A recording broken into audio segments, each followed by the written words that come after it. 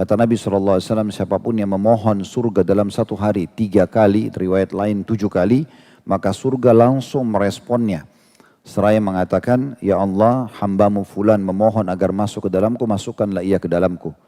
Dan tidak ada seorang hamba yang berlindung kepada Allah dari neraka 3 kali, dalam riwayat lain 7 kali dalam sehari, kecuali neraka akan berkata, ya Allah, hambamu fulan telah berlindung kepadamu dariku, maka selamatkan ia dariku. Begitu juga kita tahu sabda Nabi SAW pada saat melihat ada seorang sahabat yang wafat mati syahid.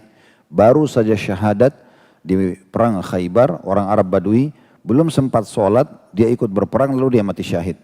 Lalu Nabi SAW mengatakan pada saat lihat jenazahnya, mengatakan maha suci Allah yang benar dengan janjinya, siapa yang ingin melihat ahli surga yang belum pernah sujud sekalipun, lihatlah orang ini. Baru syahadat, ikut berperang, mati syahid. Maka ini adalah ahli surga. Lalu kata Nabi SAW, ketahuilah surga itu lebih dekat kepada seseorang antara kalian daripada tali sendalnya sendiri. Artinya dia tinggal lakukan apa yang kita lakukan yang sudah tahu perintah Allah. Sholat, puasa, zakat, sedekah, bakti orang tua, jenguk orang sakit, baca Quran, zikir, banyak sekali di ibadah-ibadah. Meninggal masuk surga. Tidak ada keraguan dalam masalah itu rukun iman kita yang kelima, iman kepada hari kiamat. Dan kata Nabi SAW, dan seseorang di antara kalian lebih dekat dengan nerakanya daripada tali sendalnya sendiri. Zina, riba, ganggu orang, gunjing, fitnah, mencuri, membunuh, mati masuk neraka, selesai. Seperti itulah kurang lebih simpelnya imannya orang-orang beriman. Orang yang beriman tentang hari kiamat, tentang adanya surga dan neraka ini akan membuat hidupnya tenang. Kalau dia diberikan nikmat, dia akan terus berbagi dari rezeki yang Allah berikan kepada dia agar dia bisa menambah derajatnya di surga dengan sedekah dan zakat misalnya. Kalau dia diuji oleh Allah, ada orang yang mengganggunya, menggunjingnya, utang tidak bayar, mengambil hartanya, mencuri dan segala macam. Dengan adanya iman kepada hari kiamat membuat dia tenang. Oh, saya juga toh akan terima balasannya nanti di akhirat sana. Saya pasti akan mengambil hak saya, kalau di dunia dia tidak berikan kepada saya, di akhirat saya akan ambil. Beriman ini semua akan sangat membantu seseorang untuk tenang selama hidup di dunia.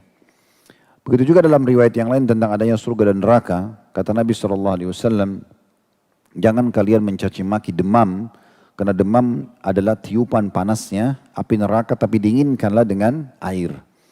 Dalam riwayat yang lain, kata Nabi SAW, sungguhnya neraka mengeluh, karena sebagiannya membakar sebagian yang lain.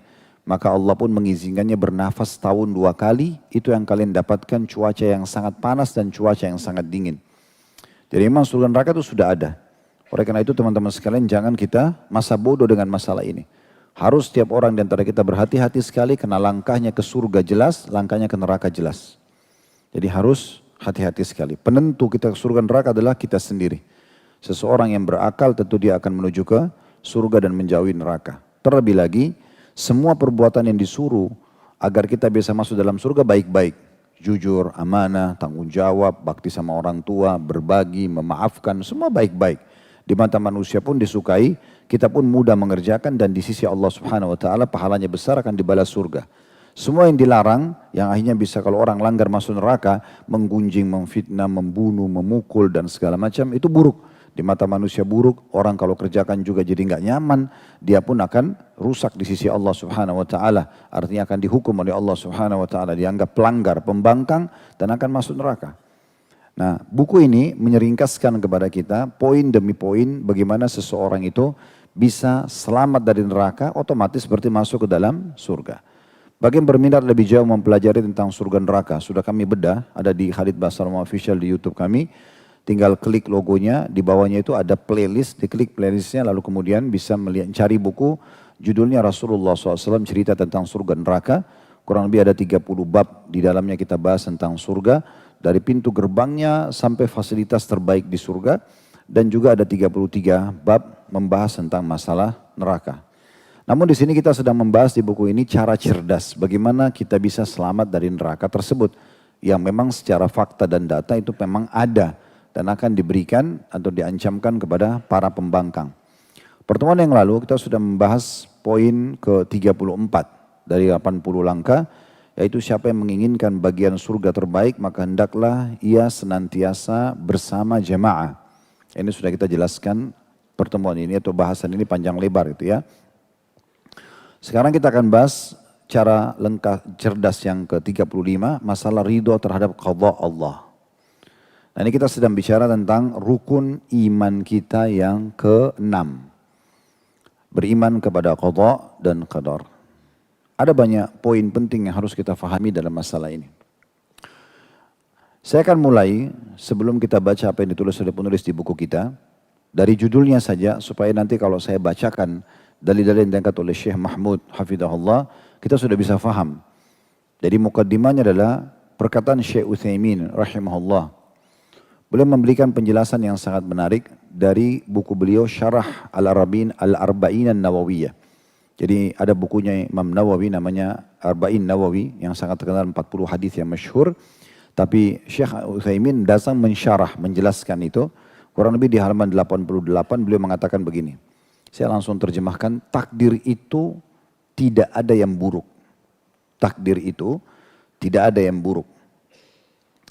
Yang buruk hanyalah yang ditakdirkan. Maksudnya orang atau manusia atau makhluk yang mendapatkan buruk bagi dia pribadi. Tapi tetap itu baik di sisi Allah subhanahu wa ta'ala. Takdir jika dilihat dari keputusan Allah semuanya baik. Sebagaimana disebutkan dalam sebuah hadis, kejelekan tidak disandarkan kepadamu ya Allah. Itu salah satu doa Nabi SAW. Wasyarru laisa ilaik. Keburukan tidak disandarkan kepadamu ya Allah. Jadi takdir Allah itu selamanya tidak ada yang jelek. Karena ketetapan takdir itu ada karena rahmat dan hikmah Allah subhanahu wa ta'ala. Kejelekan murni hanya karena si pelaku pelanggar. Sedangkan Allah itu hanya berbuat baik selama-lamanya. Ini dulu pembukaannya. Supaya lebih jelas teman-teman sekalian, kita juga mendengarkan hadis Nabi SAW yang sangat masyhur diriwayatkan oleh Imam Ahmad dan hadis yang sahih. Ajibtu lil mu'min. Aku sangat kagum dengan perkaranya orang-orang beriman. Innallaha la yaqdi lil mu'mini qada'an illa kana khairan lahu. Sesungguhnya Allah tidak menakdirkan sesuatu kepada orang beriman, melainkan pasti itu yang terbaik untuknya. Jadi di saat kita gagal, berharap menikah sama si fulan atau fulana lalu gagal, sementara kita beriman, itulah yang terbaik. Di saat kita tidak jadi bisnis sama si fulan atau fulana dan kita dalam kondisi beriman, kita betul-betul menjaga hubungan dengan Allah, berarti itu yang terbaik. Di saat kita tidak jadi pindah kota, di saat kita tidak jadi investasi, di saat semuanya, itulah yang terbaik yang Allah pilihkan. Dia akan buruk bagi orang-orang yang menganggapnya buruk. Ya. Tapi semuanya baik. Bahkan kadang-kadang ada hal yang buruk sekali di mata manusia, sebenarnya itu bentuk kasih sayang Allah. Sebagai contoh misalnya, ada maling, pencuri, ditangkap, digebuki oleh massa, sampai mati.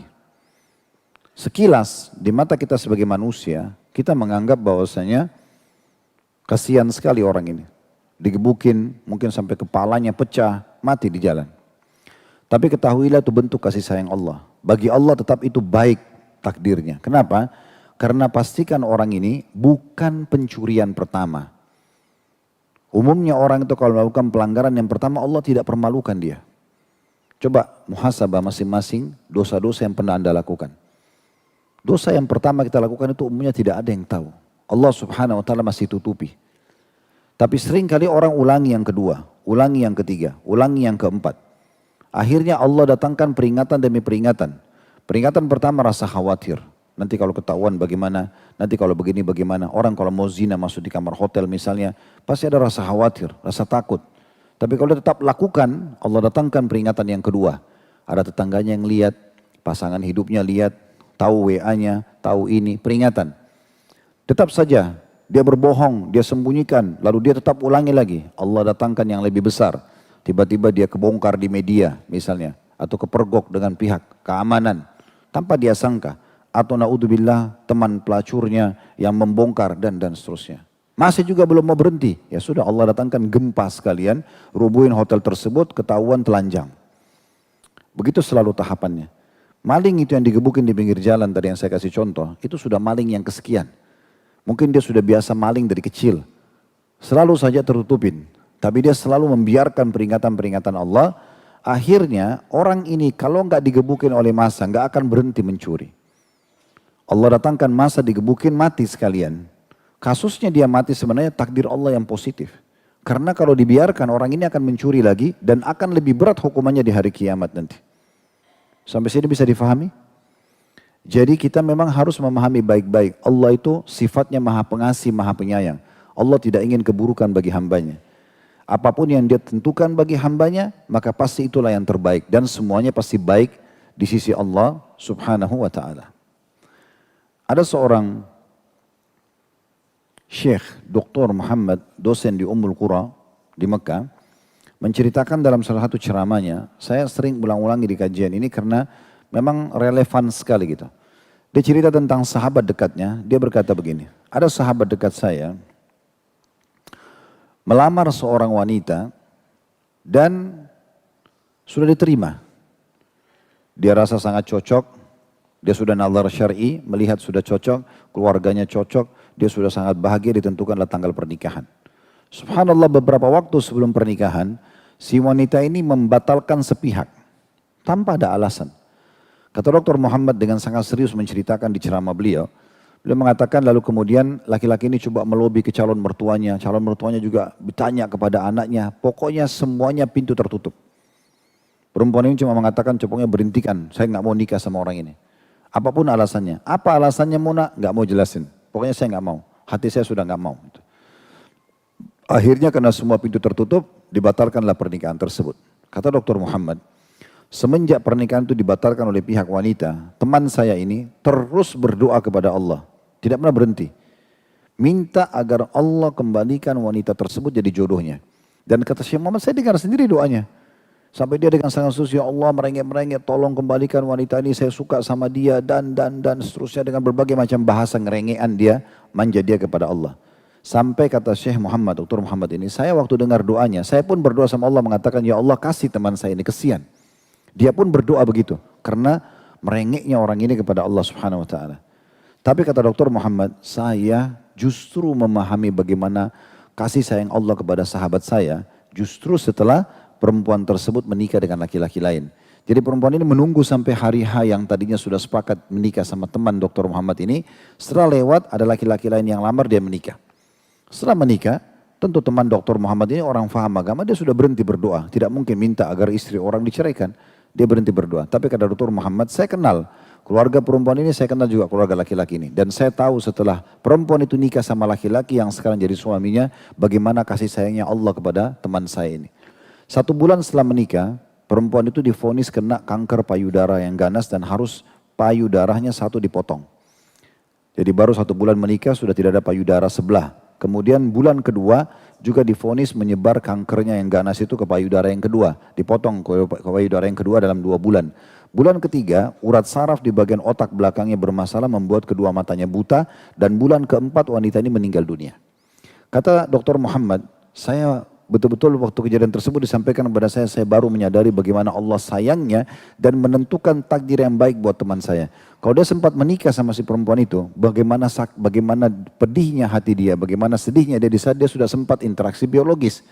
Di saat dia sudah menjadi suaminya. Dan selama jadi suami pasti dia akan terus bukan menikmati rumah tangganya, bukan menikmati waktu sama istrinya, tapi justru menjadi perawat bagi istrinya. Jadi Allah subhanahu wa ta'ala menentukan semua kebaikan-kebaikan. Makanya kata Nabi SAW, asal kita punya konsep fondasi dasarnya beriman, beliau mengatakan ajibtu lil mu'min. Sungguh saya sangat kagum dengan perkaranya orang-orang beriman. Innallaha la yaqdi lil mu'mini qadaan illa kana khairan lahu. Karena Allah tidak pernah tentukan sesuatu kecuali baik bagi dia. Ya. Cobalah teman-teman sekalian untuk mengorek dan memahami hikmah-hikmah Allah subhanahu wa ta'ala. Kadang-kadang Allah SWT mendatangkan satu ujian karena Allah ingin menguji iman kita. Karena Allah mau melihat ketulusan kita. Tidak mungkin orang itu mengatakan beriman lalu Allah tidak mengujinya. Itu tidak mungkin. Mustahil. Ya. Allah mengatakan dalam firman-Nya, apakah kalian mengira kalian mengatakan beriman dan dibiarkan kalian mengatakan beriman sebelum kalian diuji? Gak mungkin. Ya. Jadi beriman kepada qada dan qadar ini adalah bagian daripada hal yang harus kita fahami. Cuma dasarnya tadi kita harus tahu kalau di sisi Allah semuanya baik. Ya, semuanya baik.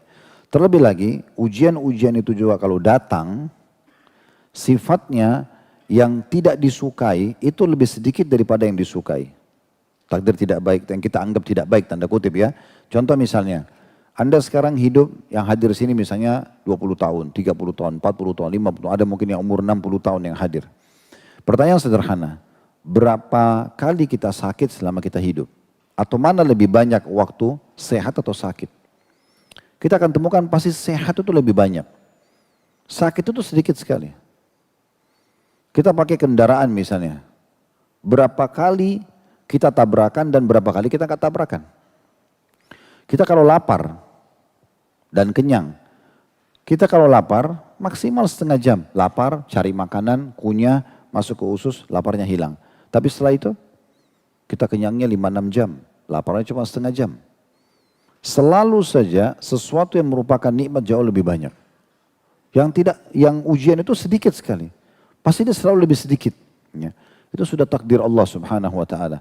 Hanya betul-betul menguji seseorang. Dan luar biasanya Allah pastikan 2 kali diulangi. Fa inna ma'al usri yusra, inna ma'al usri yusra. Di setiap kesulitan pastikan. Ada garis startnya, ada garis finishnya. Ada kemudahan. Dan Allah menggunakan di sini dalam retorika bahasa Arab inna. Itu dikenal dengan harfut ta'kid. Huruf yang digunakan untuk memastikan informasi sesudahnya pasti, valid, benar, tidak ada yang salah. Allah mengatakan fa inna ma'al usri yusra. Fa inna. Sesungguhnya pasti, tidak ada keraguan. Di setiap kesulitan ada kemudahan. Ada garis start, ada garis finishnya. Tinggal kita nikmatin prosesnya. Inna ma'al usri yusra. Diulangi. Pastikan di setiap kesulitan ada kemudahan. Tidak ada keraguan dalam masalah ini. Dijamin oleh Allah subhanahu wa ta'ala. Tinggal siapa yang sabar sampai garis finish. Kalau ada orang misalnya maraton, dia sabar. Memang dia letih, ngos-ngosan. Tapi dia sabar sampai garis finish. Dia menang. Ada orang, sudah deh masih jauh, capek, nggak usah, nggak menang, gitu kan. Kurang lebih seperti itu sederhananya. Terlebih lagi, banyak sekali manfaat-manfaat pada saat kita bisa menerima takdir Allah subhanahu wa ta'ala. Ya, kenapa Allah takdirkan hal-hal yang tidak disukai oleh manusia, kayak sakit, kayak lapar, kayak gangguan orang. Tentu saja, yang pertama, yang paling besar kata ulama hikmahnya, agar kita tahu besarnya nikmat ya, yang sedang ada. Contoh misalnya Allah datangkan penyakit buat kita. Dengan kita sakit, kita tahu besarnya nikmatnya sehat. Otomatis. Coba kalau kita seumur hidup teman-teman gak pernah sakit sama sekali. Kita gak akan menilai kesehatan kita. Tapi di saat sekali misalnya setahun nih, 365 hari kita gak pernah sakit. Tahun depan kita makan, minum, panas, dingin, segala macam lah gitu ya. Yang biasa kita konsumsi. Gak pernah kita tahu nilainya kesehatan. Begitu tahun depan Allah buat kita meriang, demam. Di depan kita, 3 hari, 1 minggu misalnya kita sakit. Depan kita ada orang lagi sehat, teguk minuman dingin. Dia jalan, kita kedinginan, meriang, pakai jaket, dia pakai baju biasa. Di situ kita bisa tahu, oh ternyata besarnya nikmat sehat itu ya. Toh juga nanti akan ada akhirnya sakit itu. Sudah berapa kali kita demam, meriang, sakit gigi selama ini? Hilang kan? Ada waktunya dia habis. Kalau enggak Anda enggak mungkin hadir pengajian ini. Kan gitu. Berapa kali lapar kita hampir setiap hari ada selalu hilang tuh. Dengan mudah Allah hilangkan. Berapa kali dahaga kita setiap kita hidup hilang. Dan kita minum segelas air saja, misalnya kita haus nih dahaga berhitungan menit atau detik. Kita minum segelas air bisa berjam-jam kita nggak haus. Terlalu banyak ya hal-hal yang harus kita pahami. Makanya kalau kita pahami dengan cara yang benar, kita akan bisa sangat mudah memahami bagaimana dan menerima takdir Allah subhanahu wa ta'ala. Jadi dengan adanya sesuatu yang manusia tidak suka, dia akan menyadari besarnya nikmat yang sedang Allah berikan kepada dia. Ya. Ini juga sering saya kasih contoh di kajian-kajian kami. Lapar, haus, capek. Biasanya orang tidak suka ini ya. Tapi apakah kita paham teman-teman sekalian? Ternyata dengan lapar kita akan nikmat makan. Coba kalau Anda lagi kenyang. Habis makan 2 piring kenyang banget. Lalu ditawarkan lagi. Anggaplah makanan kesukaan kita iga bakar lah, sate atau apa saja gitu ya. Ditawarin lagi. Kalau sudah kenyang masih mau makan enggak? Sudah enggak. Tapi coba kalau Anda lapar, nasi, sambal, tempe aja sudah enak banget. Jadi harusnya selama ini kita pahami, lapar pun itu bukan takdir buruk. Buruk cuma di mata orang yang memandangnya. Di sisi Allah itu baik, supaya kita merasakan enaknya makan. Ya kan? Begitu juga pada saat kita tidak haus misalnya. Lalu kemudian orang tanya, mau minum apa Bapak Ibu sekalian? Apa ya? Kita bingung milihnya, panas atau dingin nih? Manis atau enggak gitu ya. Tapi kalau kita haus, saya mau minta air es. Kita minta dan kita rasakan setiap tegukan airnya. Bukankah haus seperti sebuah nikmat, bukan ujian? Baik di sisi Allah Subhanahu wa taala supaya kita rasakan nikmat minum. Bagi kita saja kadang-kadang yang tidak paham kita anggap itu buruk. Sekarang kalau dari pagi kita tidur terus. Contoh kita sekarang aktivitas siang hari begini. Ada orang mungkin anggaplah habis subuh dia tidur sampai menjelang maghrib. Anggap dia muslim, dia bangun sholat, duhur tidur lagi. Sampai asar bangun sholat lagi tidur lagi. Kan biasa Ramadan ada orang begitu ya. Puasanya cuma 2 jam. Gitu. Tidur terus. Mumpung ini weekend ya sudah tidur saja gitu kan. Contoh. Ini buang-buang waktu gak ada manfaatnya gitu ya. Tapi contoh dia tidur begitu. Sekarang kalau Anda sudah tidur dari pagi sampai sore, terus malam sudah tidur lagi, masih mau tidur gak? Sudah gak bisa tidur. Kita paksa balik kadang-kadang gak bisa. Orang kalau sudah lebih jam tidurnya, gak bakal bisa tidur. Walaupun di hotel bintang 5, walaupun di ranjang harganya ratusan juta gak bakal bisa tidur. Tapi coba kalau dari pagi kita aktivitas nih. Mulai bergerak, aktivitas pikir ini ya, otak kita bereaksi, tubuh kita juga bereaksi, kita bekerja, kita beraktivitas ya. Capek sekali, pas tiba malam, anggap kita juga safar, datang dari safar, pas tiba malam kita tidur sejam 2 jam saja. Betapa nyamannya tidur itu, benar gak? Berarti capek itu sebenarnya bukan ujian dari Allah Subhanahu Wa Taala. Itu cara Allah mengingatkan kita tentang besarnya nikmat istirahat itu. Kadang-kadang kita butuh tidur setengah jam aja, tolong kasih saya waktu tidur setengah jam karena capek sekali. Saya kadang-kadang gitu, kalau aktivitas terlalu padat sekali, saya tiba sekarang satu hari bisa 4-5 kali jadwal kajian misalnya. Kadang-kadang ada jeda di antara kajian ada setengah jam. Saya pamit sama panitia masjid, maaf saya butuh ruangan, saya istirahat sebentar. Walaupun 15 menit, saya tidur sejenak baru saya perbarui uduk. Sudah segar banget rasanya gitu kan. Udah mulai lagi beraktivitas. Itu luar biasa. Jadi mulai sekarang jangan bilang aduh lapar. Aduh sakit, aduh capek, aduh haus. Alhamdulillah. Karena itu juga semua kebaikan dari Allah Subhanahu Wa Taala. Kebaikan dari Allah Subhanahu Wa Taala. Ya. Sakit pun kebaikan dari Allah agar kita tahu nilainya sehat itu. Nah seperti itu cara memahaminya. Juga yang kedua, agar manusia menyadari dia punya Tuhan. Di saat ujian datang itu puncaknya kita manja dengan Allah. Sebenarnya kalau bahasa lainnya Allah sedang memanggil Anda agar manja dengannya. Itu ujian. Kalau lagi ujian datang, kita bisa sujud kepada Allah, kita bisa netesin air mata yang mungkin kalau ada nikmat kita nggak bisa buat itu. Kalau kita sedang hadapi masalah, kita nangis-nangis sama Allah, tolong kasih jalan keluar, tolong sembuhin penyakit, tolong lunasin utang, tolong ya Allah bantu kita. Begitu diangkat masalah itu, coba Anda ingat masalah Anda dulu, Anda repot sekali terus Anda mohon sama Allah. Sekarang sudah tidak ada masalah itu. Coba nangis kayak itu. Udah gak bisa.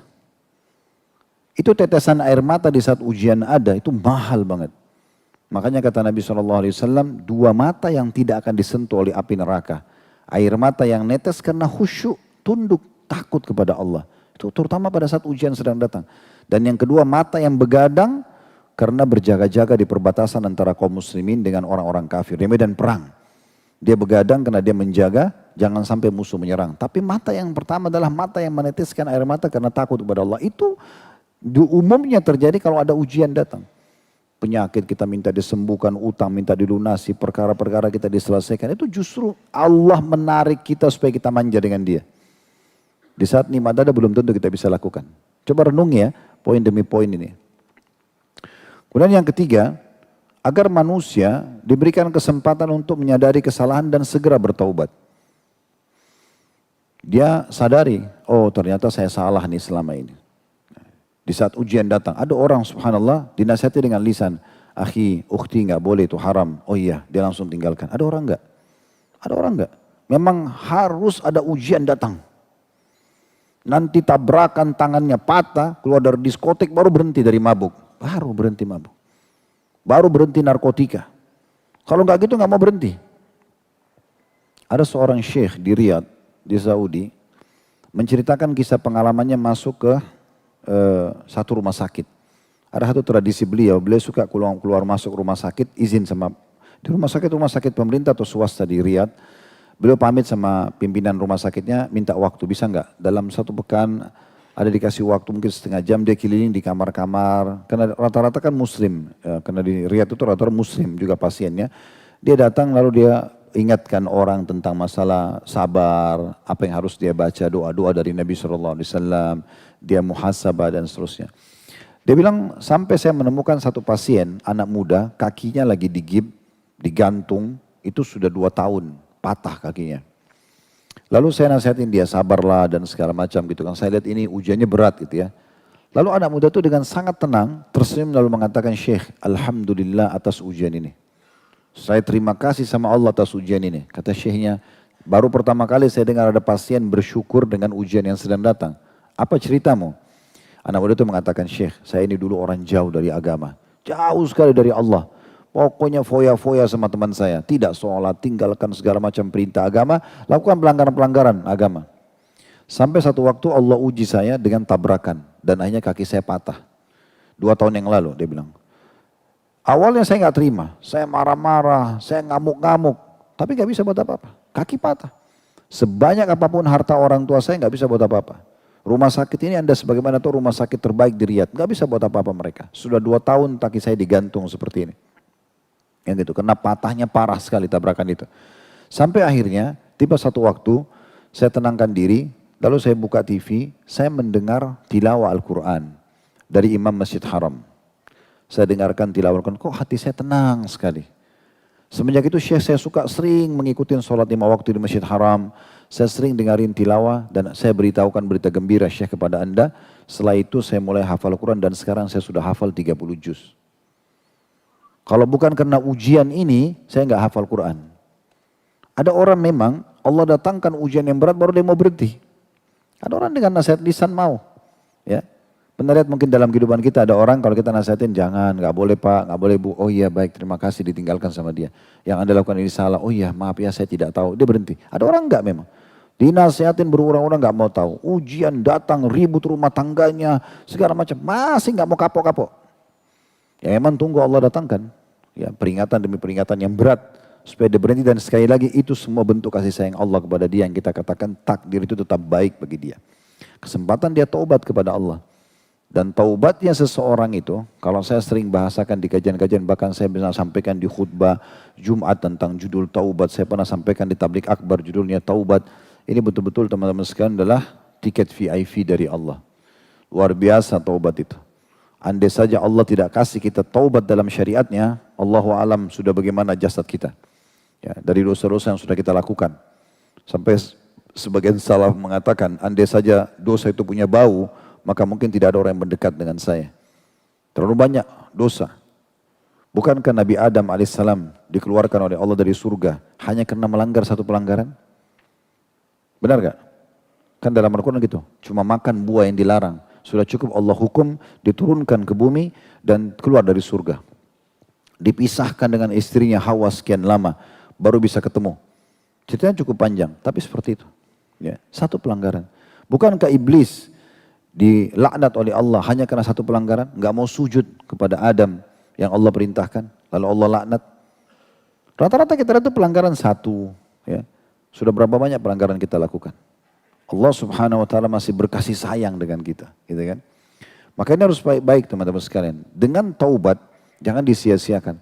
50 tahun, 60 tahun seseorang terjerumus dalam satu pelanggaran. Lalu Allah sentuhkan hatinya dengan sedikit perasaan bersalah. Lalu dia taubat hitungan menit. Dia taubat, lalu meninggal, selesai urusannya. Bersih semua dosa yang lalu. Maka ini tiket VIP yang luar biasa. Makanya kata Nabi SAW, wahai manusia, beliau panggil bukan cuma orang-orang beriman. Bertaubat dan istighfarlah kepada Allah. Karena aku sendiri bertaubat dan istighfar kepada Allah sehari 70, dalam riwayat lain sampai 100 kali. Karena ini luar biasa. Nah ujian itu kalau datang memudahkan orang untuk taubat. Merasa bersalah kepada Allah. Dia mau tinggalkan pelanggarannya. Kan begitu. Ya, tapi memang ada orang subhanallah nanti sudah dipenjara, sudah ditangkap, sudah dipermalukan baru mau taubat. Tapi pasti akan datang. Tidak ada orang yang dibiarkan oleh Allah subhanahu wa ta'ala di muka bumi ini. Pasti akan datang. Jadi kalau antum melihat ada, oh tuh ada orang buat zalim sama saya, Ustaz kok belum dihukum. Sahabat tuh tinggal tunggu waktu. Justru kata Nabi SAW apa? Kalau engkau melihat seseorang sedang melimpah nikmat Allah padanya sementara dia pelaku maksiat, pastikan itu adalah tahapan siksaan. Allah memang mau hukum dia lebih berat. Dan kata Nabi SAW, Allah akan menutup hidup seseorang dengan kebiasaan yang dia lakukan. Sehebat apapun Anda menyembunyikan ibadah Anda, Allah akan buat nanti sebelum Anda meninggal, Anda akan menonjol di ibadah itu, Anda meninggal dengan itu. Baca Quran kah, puasa kah, sujud kah, berzikir kah, lagi umroh kah, dan seterusnya. Gitu kan?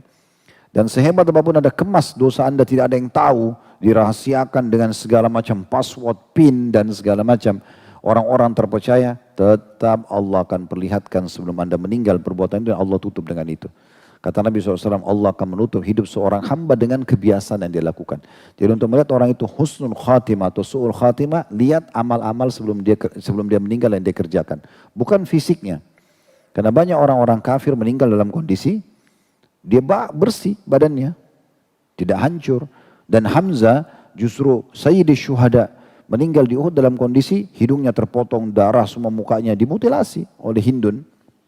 Kan gitu. Sebelum Hindun masuk Islam tentunya dalam majma'in. Nah ini bukan fisik sebagai tolak ukur. Kadang-kadang fisik Allah datangkan sebagai contoh. Para syuhada misalnya ada bau wangi di tubuhnya atau jasadnya masih utuh itu sebagian. Tapi bukan itu jadi tolak ukur. Tapi amal-amal yang dikerjakan sebelum meninggal. Yang keempat tentunya, kesempatan untuk menerapkan syariat yang Allah ajarkan. Pada saat ujian datang, misalnya kita memperbanyak doa, memperbanyak zikir-zikir yang diajarkan, gitu kan. Memperbanyak sedekah agar diberikan jalan keluar. Penerapan syariat itu. Karena Nabi SAW mengingatkan dan sebagaimana juga Al-Baqarah. Dalam surah Al-Baqarah ayat 155 Allah katakan, ya. Ubashiril sabirin alladhina idha asabatu musibatun qalu inna lillahi wa inna ilaihi raji'un. Sampaikan berita gembira kepada orang-orang yang sabar. Yang kalau mereka ditimpa musibah mereka mengatakan inna lillahi wa inna ilaihi raji'un. Kita amalkan ini. Kalimat istirja itu memang dibaca hanya kalau musibah ada. Tidak dibaca kalau nikmat ada kalimat istirja ini. Dan Allah mengatakan ulaika alaihim salawatu min rabbihim wa rahmah ulaika humul muhtadun. Mereka adalah orang-orang yang akan mendapatkan salawat dan rahmah, kasih sayang dan rezeki dari Allah. Dan mereka adalah orang yang mendapatkan petunjuk. Ini saja diamalkan pada saat musibah datang. Memperbanyak istighfar, introspeksi diri, ya, semua itu bisa kita lakukan penerapan syariat ini. Kita banyak berdoa kepada Allah Subhanahu Wa Taala, kita banyak tawasul dengan amal saleh. Sebagaimana Ibnu Abbas berkata radhiyallahu anhu, kalau aku mengetahui beberapa doa atau hajatku belum Allah kabulkan, aku sengaja keluar bersedekah dengan niat agar hajatku dipenuhi oleh Allah. Itu semua kesempatan kita lakukan. Ya, zikir-zikir, doa-doa kita bisa amalkan syariat sementara seseorang itu ujian datang, itu mudah sekali untuk dia lakukan, itu ya. Dan terlalu banyak maslahat-maslahat yang bisa kita ya ambil daripada ujian tersebut. Terlalu banyak ya yang bisa kita ambil. Dan Allah Subhanahu Wa Taala menyebutkan dalam banyak Al-Quran tentang pentingnya wajib kita imani keputusan Allah dan kita bersangka baik pada Allah. Seperti dalam surah Al-Qamar ayat 49. Inna kulla syai'in khalaqnahu biqadar. Sesungguhnya kami ciptakan segala sesuatu dengan kadar, dengan ketentuan dan ukurannya sudah pas. Tidak ada yang salah, tidak ada yang luput. Semuanya dengan penuh kebaikan dan hikmah Allah Subhanahu Wa Taala. Dalam surah Al-Mursalat ayat 23 Allah mengatakan faqadarna fani'mal qadirun. Lalu kami telah tentukan semua itu, kami takdirkan dan kamilah sebaik-baik yang menentukan. Ya. Jadi memang kita harus paham semua ini bahwasanya semua itu sangat baik. Syekh Utsaimin juga menjelaskan masalah qadha dan qadar ini mengatakan secara bahasa qadha itu ya, artinya takdir yang sudah Allah tentukan. Sementara qadha itu adalah hukum dan ketetapan. Kalau dua-duanya ya, disebutkan bersamaan maka keduanya saling menjelaskan. Namun kalau dipisahkan maka keduanya sama maknanya. Jadi banyak sekali hikmah yang bisa kita ambil dari takdir-takdir Allah Subhanahu Wa Taala. Di antaranya juga tadi sudah kita sebutkan kurang lebih ada 5, sekarang yang ke-6. Bagaimana Allah SWT dengan ujian itu menyadarkan manusia tentang keterbatasannya. Allah akan terus datangkan ujian pada orang yang sombong, orang yang merasa mampu, punya kapasitas dan kapabilitas sendiri, Allah berhentikan dengan ujiannya. Dia jadi sadar. Oh ternyata saya nggak mampu, mentok. dia datang kepada orang yang paling ahli di bidangnya pun tidak bisa apa-apa. Allah akan buat itu. Ya, ada seseorang dari jemaah kita, masya Allah, orang mampu dan tokoh masyarakat kita di Indonesia. Ya, beliau menceritakan satu waktu anaknya meninggal dan waktu itu dia berpikir waktu sakit keras anaknya, dia punya harta melimpah. Dia cari rumah sakit terbaik bahkan sampai ke Amerika, bayar dokter-dokter spesialis di sana, lakukan semua yang terbaik untuk anaknya. Setelah selesai semuanya dilakukan, mentok, sudah sampai pada titik mentok, sudah tidak lagi ahli lebih hebat dari ini, tidak ada rumah sakit lebih mewah daripada itu, tidak ada alat lebih canggih daripada itu, anaknya meninggal.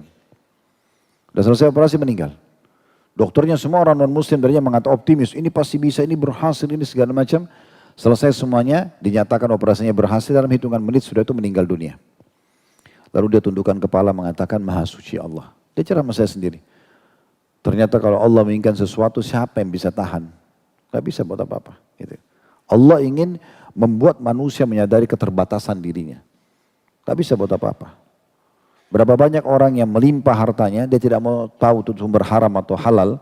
Lalu kemudian Allah datangkan ujian, kena penyakit. Saya pernah duduk dengan satu orang pangeran, semua orang makan enak, dia sendiri tidak bisa makan enak.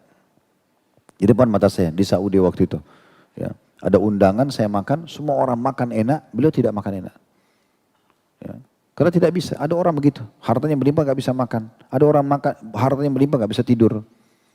Ada orang melimpah hartanya gak bisa dinikmatin sama dia. Ya. Kuasa Allah subhanahu wa ta'ala. Gitu kan. Jadi supaya manusia menyadari tentang keterbatasan. Yang ketujuh, dari hikmah, qadha dan qadha Allah itu ya. Yang luar biasa, Allah meringkas di saat ujian itu umur seseorang supaya berada di atas ketaatan.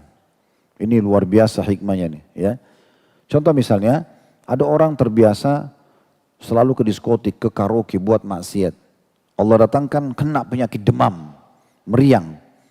Di saat itu kalau ada temannya pun telepon, dia bilang, oh saya nggak bisa, saya lagi sakit. Dia sempat berhenti beberapa saat dari maksiatnya. Meringkas umurnya di atas ketaatan. Paling tidak dia berhenti dari keburukannya. Gitu kan. Jadi ini hikmah yang luar biasa gitu. Ya. Perampok, penjahat bisa berhenti di saat dia sakit. Bisa berhenti di saat dia tidur. Ya, di saat Allah buat dia ngantuk misalnya. Dan segala macam hal. Nah ini hikmah-hikmah yang luar biasa gitu ya. Bagaimana Allah subhanahu wa ta'ala ya, memberikan kepada hamba-hambanya hal tersebut. Ya. Begitu juga yang kedelapan adalah balasan yang melimpah yang akan dirasakan hanya bagi orang yang sabar. Jadi kalau Anda sabar, coba kalau ada ujian apa-apa, sangka baik dengan Allah subhanahu wa ta'ala, penuh keyakinan Allah maha melihat, Allah maha tahu dan ini pasti akan ada jalan keluarnya, tidak mungkin tidak ada. Pasti akan ada jalan keluarnya. Dan Allah sudah menjanjikan sesuatu yang sangat besar dari ujian tersebut untuk saya terima nanti di akhirat sana. Itu akan membuat seseorang sangat tenang. Misal contoh ada orang yang sangat kita cintai nih, meninggal dunia. Nabi SAW pastikan tidak ada orang yang meninggal, bayi ataupun sudah sangat tua, baru lahir 2 hari meninggal misalnya. Atau orang yang sudah sangat tua 100-150 tahun umurnya meninggal dunia, kecuali Allah bangkitkan umur 33 tahun. Akan ketemu selama tiketnya sama iman dan amal soleh di surga. Tidak ada perpisahan abadi di dunia ini. Kita akan berpisah sementara dan akan ketemu di akhirat. Harta-harta yang kita keluarkan tidak akan pernah hilang selama niatnya karena Allah sedekah akan diterima di timbangan amal hari kiamat. Keyakinan-keyakinan seperti ini akan membuat seseorang mukmin itu akan tenang. Kata Nabi SAW, Allah akan menerima sedekah seseorang di antara kalian ya, dan akan menumbuh besarkannya walaupun dia seperti biji sawi sebagaimana seseorang di antara kalian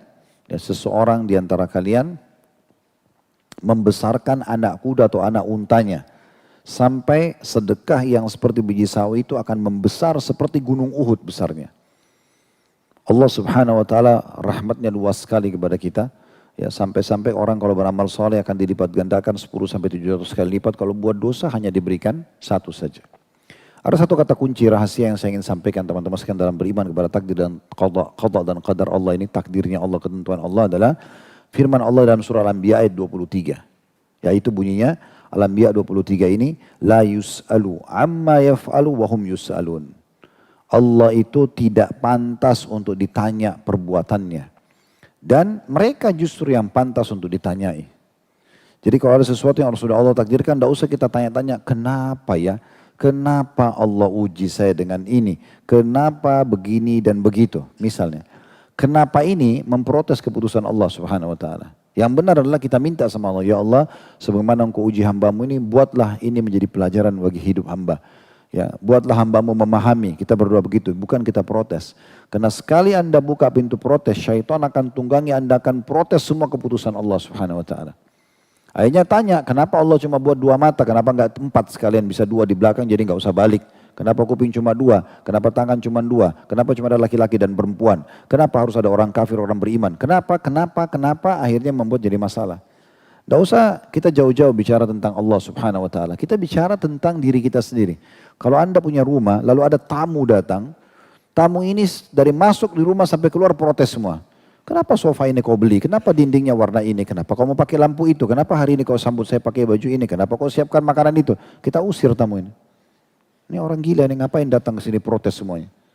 Nah begitu manusia, Allah lahirkan di muka bumi semua sudah ada langit, ada pergantian siang malam, ada musim. Tugasnya menggunakan sebagai fasilitas ibadah kepada Allah, bukan protes. Kenapa dingin ya Allah? Kenapa hujan ya Allah? Kenapa ini ya Allah? Semua diprotes. Orang seperti ini tidak akan pernah tenang.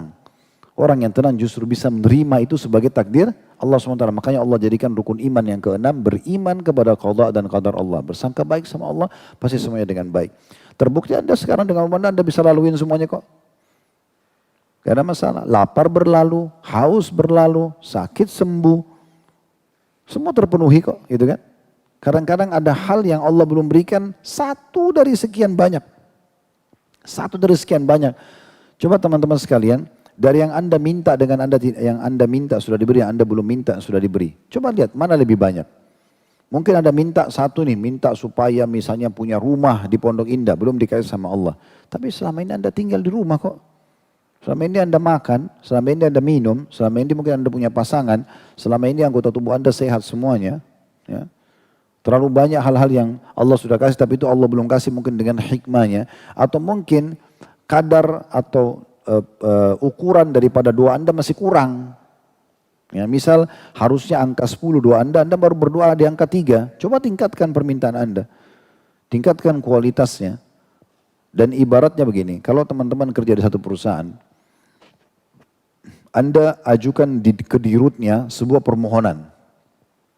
Tolong isinya pada yang terhormat dirut perusahaan ini dan itu, ya misalnya saya sudah bekerja selama 10 tahun, saya berharap agar payroll saya dinaikkan, jabatan saya dinaikkan, saya diberikan fasilitas kantor misalnya. Setelah Anda ajukan di meja dirut, sudah sampai.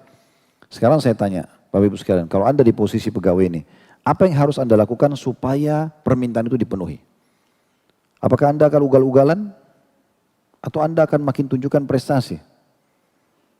Coba renungi. Jadi kalau minta sesama Allah belum dikasih, harus makin rajin sholat malamnya, makin tunjukkan kepada Allah bahwasanya saya layak diberikan permohonan itu ya Allah.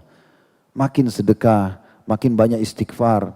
Ini minta sama Allah tapi protes. Kok saya minta ya Allah kok belum kasih? Doanya baru 2 kali. Gimana caranya gitu loh. Kan gak mungkin, itu gak masuk akal. Dan kita dianjurkan di dalam hadis yang sahih, dalam doa Nabi SAW, riwayat Aisyah radhiyallahu anha, hadis yang sangat masyhur, riwayat Ibnu Majah, riwayat Ahmad, dan hadis yang sahih. Kita minta, Allahumma inni as'aluka minal khairi kullih, ajilihi wa ajili. Kita minta semua takdir kita Allah baikkan. Semuanya buat kita suka. Itu salah satu doa Nabi SAW. Ya Allah, aku minta semuanya kebaikan. Semuanya kebaikan, tidak terkecuali. Yang sudah dekat atau yang masih jauh. Wa ma'alimtu minhu wa ma'lam a'lam, yang aku sudah tahu atau aku belum tahu. Wa a'udzubika minasyarri kulli, dan aku berlindung kepadamu dari semua keburukan. Ajilihi wa ajili, yang sudah dekat atau yang masih jauh. Ma'alimtu minhu wa ma'lam a'lam, apa yang aku tahu dan apa yang aku tidak ketahui. Ya. Jadi ini luar biasa gitu. Dan doa ini masih ada sambungannya. Waktu ada seorang sahabat mengatakan, ya Rasulullah tolong ajarin saya doa yang merangkum semuanya gitu ya. Ada seorang sahabat datang mengatakan, ya Rasulullah ajarkan saya doa yang doa ini mencakup segala sesuatunya. Nabi ajarkan doa luar biasa. Saya pun coba berusaha mengamalkan selalu doa ini. Dan Nabi SAW gabungkan dengan doa tadi. Potongan awalnya adalah, ya Allah aku minta semua kebaikan itu, ya semuanya tidak terkecuali. Jadikan semuanya baik-baik aku dapatkan. Apapun yang orang pandang buruk pun aku anggap baik. yang sudah dekat atau masih jauh. Yang aku tahu, kau tidak tahu. Dan aku berlindung kepadamu dari semua keburukan yang dekat ataupun yang masih jauh. Aku tahu, kau tidak tahu. Lalu Nabi tambahkan begini. Allahumma inni as'aluka khaira ma sa'alaka minhu nabiyuka wa abduka. Dalam riwayat lain ditambah dengan Muhammadin sallallahu alaihi wasallam. Ada riwayat yang mengatakan Allah minas'aluka minal khairi ma sa'alaka abduka wa nabiyuk. Ya Allah, aku minta semua kebaikan yang pernah nabimu dan hambamu Muhammad sallallahu alaihi wasallam minta. Yang Nabi pernah minta, ya Allah, Nabi pernah minta, Nabi Muhammad SAW, saya minta semua yang baik-baik. Karena kita tidak bisa rincikan semuanya. Nabi ajarkan ini doa luar biasa nih. Wa'udhu bika min syarri ma'adha bihi abduka wa nabiyuk. Dan aku berlindung kepadamu dari semua keburukan yang nabimu dan hambamu Muhammad SAW pernah berlindung darinya. Apapun itu, aku berlindung juga dari itu ya Allah. Gitu kan. Jadi ini luar biasa. Kemudian dilanjutkan dengan lanjutan doanya, Allahumma inni as'aluka al-jannah wa ma qarraba ilahi min qaulin wa amal. Ya Allah, aku minta surga dan apapun yang bisa mendekatkan aku dari perbuatan dan perkataan. Dan perbuatan. Wa'udhu bika minan nar wa ma qarraba ilahi min qaulin wa amal. Dan aku berlindung kepadamu dari api neraka.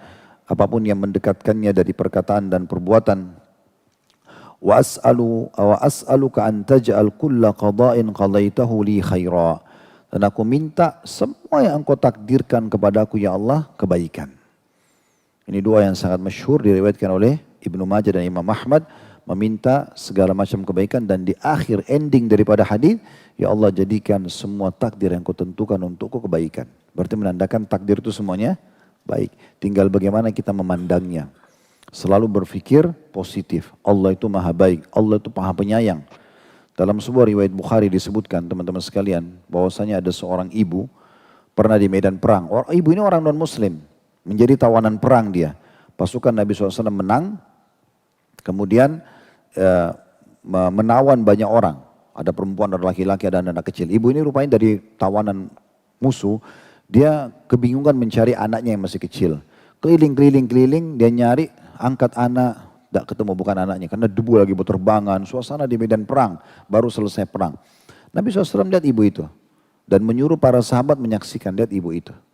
Maka sahabat melihat, ibu ini angkat anak, bukan anaknya ditaruh lagi. Sampai dia angkat satu anak, dia itu dibalik, ternyata anaknya dia. Lalu ibu itu memeluknya dengan penuh kasih sayang, merasa luar biasa nikmat, dia sudah lupain kalau di medan perang karena dia temukan anaknya. Lalu kata Nabi SAW, apakah kalian lihat bagaimana kasih sayang ibu itu kepada anaknya? Para sahabat mengatakan, iya ya Rasulullah. Lalu Nabi bilang apa? Kalau seandainya kita kita menyalakan api unggun, lalu kemudian kita minta ibu itu melempar anaknya ke api itu. Apakah dia mau? Kata para sahabat, tentu saja ibu itu tidak mau. Apalagi anaknya baru ditemukan, nggak mungkin ya. Maka kata Nabi SAW, ketahuilah demi zat yang jiwaku dalam genggaman mesra demi Allah, sungguh benar-benar Allah lebih sayang kepada kalian daripada ibu itu kepada anaknya. Allah nggak mau kita celaka. Allah nggak mau kita susah. Jadi kalau Allah memberhentikan kita dengan satu ujian, itu justru Allah sayang sama kita. Itu yang harus kita tanamkan dalam pikiran kita. Jangan selalu protes dan sangka buruk kepada Allah. Makanya dalam hadis Bukhari yang lain yang sangat jelas, sering kita dengar dalam kajian-kajian kita, kata Nabi SAW, Allah berfirman, Ana inda dhanni abdi bi. Saya akan sesuai dengan prasangka hambaku. Faliyadunnu bi masya. Boleh dia sangka, terserah dia. Kita sangka baik sama Allah, Allah pasti sayang sama saya dengan penyakit ini. Allah sayang dengan ujian ini. Maka kita akan lebih dekatkan diri kepada Allah. Tadi kita sudah sebutkan ya banyak sekali hikmah dan yang kita bisa ambil pelajaran dari ujian-ujian yang datang gitu ya.